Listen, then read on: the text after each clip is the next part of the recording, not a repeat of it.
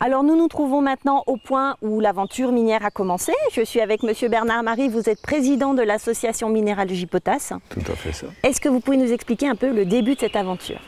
Cette aventure a démarré exactement ici, juste un peu plus haut, où des mineurs venus des pays de l'Est ont trouvé un filon de galène argentifère dans cette zone-là et ont démarré les travaux dans cette zone-là à la fin du XVe siècle. La mine a été exploitée combien de temps? La mine a été exploitée depuis donc, la fin du XVe siècle jusqu'en 1902, mais de façon pas continue. Épisodiquement, ça a été repris, ça s'est arrêté, ça a été repris, ainsi de suite. La dernière exploitation remonte entre 1875 et 1902. D'accord. Et comment vous avez trouvé cette mine au final? Mais cette mine, on l'a trouvée d'abord dans les archives, bien sûr, et puis on avait vu ce puits qui descendait. Donc on s'est mis un peu à la recherche d'archives et on a commencé à découvrir que c'était la plus importante du secteur de Steinbach. D'où vous est venue cette idée un petit peu folle de vous dire on va se lancer là-dedans, on va tout déblayer, et puis maintenant ça fait 20 ans que vous faites ça? Une idée tout à fait folle, vous avez raison. Et on parlait pas mal d'anciennes mines. Nous, en tant que minéralogistes, on fréquente un peu les anciennes mines, on essaie de découvrir ce que les mineurs avaient oublié. Et puis de ce fait-là, on avait fait à l'époque un petit musée à Wittelsheim, à la maison du mineur. Et puis par la suite est venue l'idée d'ouvrir une mine au public pour voir un peu le travail surtout le travail des mineurs, les conditions de travail aussi.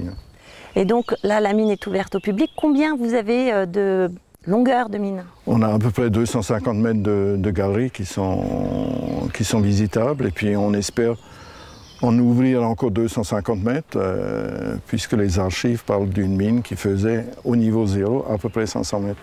Donc là, vous êtes arrivé, vous avez réussi à trouver un nouveau passage. Qu'est-ce que ça fait quand on arrive justement dans un endroit qu'on n'a encore pas visité? Ben, ça, c'est quand même extraordinaire. Puis nous, on attendait ce moment depuis 19 ans.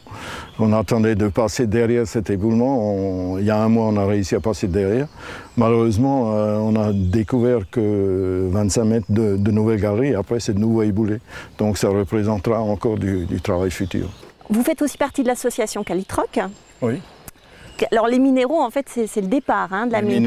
Les minéraux, c'est notre passion, ça c'est sûr.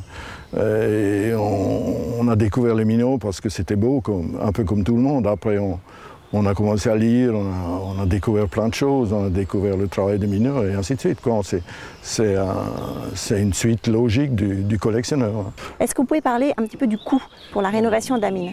Là, on a beaucoup de chance puisqu'on a une communauté de communes de Cernay environ qui a compris notre démarche et qui nous soutient à fond depuis plus de 10 ans. Et qui nous permet d'avancer beaucoup plus facilement dans nos travaux parce que c'est vrai que le matériel coûte énormément, même si c'est du matériel de récupération, on est obligé de l'acheter. Et au niveau de l'association, alors ça a un coût financier bien sûr, mais ça a aussi un coût humain, une restauration comme ça? Oula, ça c'est un vaste problème.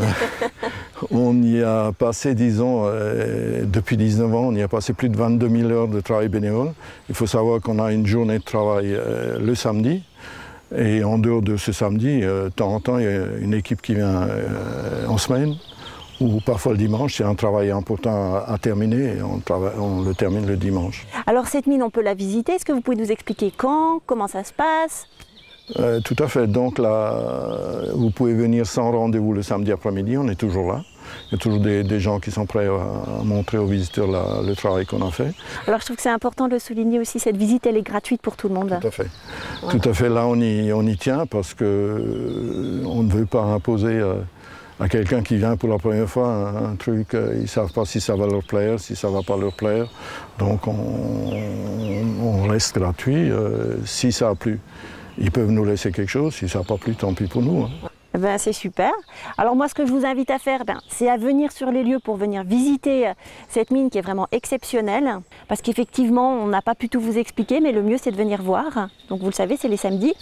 Et puis on va parler maintenant d'un autre patrimoine. L'affaire Schlumpf en 1976 a éclaté. On en reparle de nouveau cette année avec la vente aux enchères de la succession.